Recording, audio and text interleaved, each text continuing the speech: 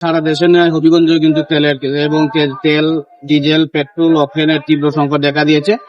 তীব্র সংকটের কারণে কিন্তু সাধারণ মানুষজন কিন্তু চরম ভোগান্তির শিকার হচ্ছে। আপনারা দেখতে পাচ্ছেন যে আমরা এখন যে জায়গাটিতে দাঁড়িয়ে আছি হবিগঞ্জ শহরতলির ঠিক কাছেই অগ্রদূত ফিলিং স্টেশন। এই ফিলিং স্টেশনে কিন্তু আমরা এখানে এসে যেটি দেখলাম, প্রায় 5 থেকে 1,000 মোটর বাইক কিন্তু এখানে দীর্ঘ লাইনে অপেক্ষা করছে তেল নেওয়ার জন্য, কিন্তু এখন পর্যন্ত তেল দেয়া কিন্তু শুরু হয়নি। আমরা যেটি দেখতে পাচ্ছি যে ট্রাক্টর এবং বাস সহ যেসবগুলা আসলে ডিজেল চালিত যানবাহন আছে সেগুলাতে খুবই অল্প পরিমাণে করে কিন্তু সরবরাহ করা হচ্ছে। 2 ঘন্টা যাবো এখানে দাঁড়াই আছি সিরিয়ালের মধ্যে।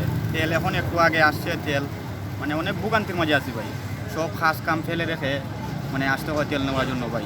মানে খুবই কষ্টে ভাই দিন পার করতেছি তেলের জন্য ভাই। মানে খুব সংকট, একমাত্র আল্লাহ মাহবুদ জানে এই সংকট দেখো কাটাই উঠতে আর মনে হয়। হচ্ছে মিটফুল আছে গাড়ি, আর এখন তো আছে, এখন বাজে 5:30, 4টা থেকে 5:30 পর্যন্ত লাইনে আছে। 5:30 না 6:30 বাজে, 6:30 বাজে। তো আইসলাম 4টার সময়, এখন বাজে 6:30। এখন পর্যন্ত তেলই আইসে না পাম্পে। ওইটাছে আইব কোন সময় আইব এটাও ঠিক নাই। আজকে পাইমু কি না এটাও জানি না, দেখি আশা করি পাইমু। অনেকগুলা লাইন, প্রায় 100-150 সাইকেল অপেক্ষা করতেছি, পাইমু কি না তেল জানি না।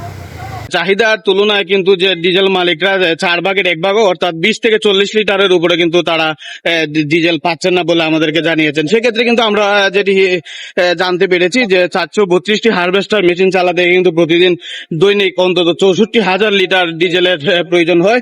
আর সেক্ষেত্রে সরবরাহ কিন্তু কম হওয়ায় যে ফিলিং স্টেশনের মালিকরা আছেন তারা কিন্তু চাহিদা মতো তারা কিন্তু তেল সরবরাহ করতে পারছেন না। আমরা বড় সমস্যাতে আছি। অফিস পালাই আজকে 3টার সময় লাইনে খাড়াচ্ছি, মানে 5টার উপরে বাজে, এখনও কিন্তু আমরা তেল পাই নাই। জানি না ভবিষ্যতে আমরা কী হবে। আমরা তো যে সাধারণ জনগণ, আমরা নিরুপায়। এখন সরকারের কাছে আমরা আবেদন, যদি সরকার আমাদের চলাচলের তেলের সুবিধাটা করে দেয়, ব্যবসায়িক সিন্ডিকেটটা বানিয়ে দেয়, তাহলে আমরা জনগণ শান্তি পাইব। এই আমার বক্তব্য।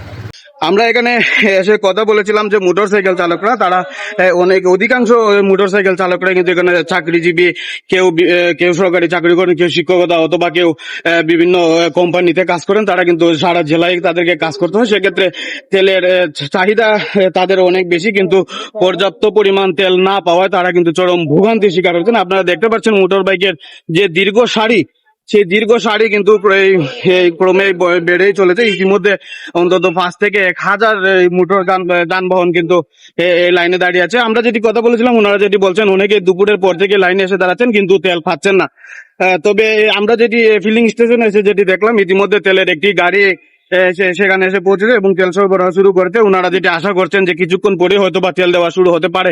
তবে পর্যাপ্ত পরিমাণ তেল পাবেন কিনা সেক্ষেত্রে কিন্তু অনেক সন্দিহান আছে, কারণ মানুষের যে পরিমাণ চাহিদা সেই পরিমাণ তেল কিন্তু পাওয়া যাচ্ছে না। আর আমরা জেলা প্রশাসনের সঙ্গে কথা বলেছিলাম, ওনারা যেমনটি বলছেন যে জেলা প্রশাসন কিন্তু সর্বাত্মক সহযোগিতা করে যাচ্ছেন যে তেল সরবরাহ সেটি স্বাভাবিক রাখতে, এবং ফিলিং স্টেশনের মালিকগুলোকে কিভাবে তেল দেওয়া হবে, কাকে কত পরিমাণ দেওয়া হবে সেই বিষয়ে কিন্তু সার্বক্ষণিক দিক নির্দেশনা এবং মনিটরিং করছেন।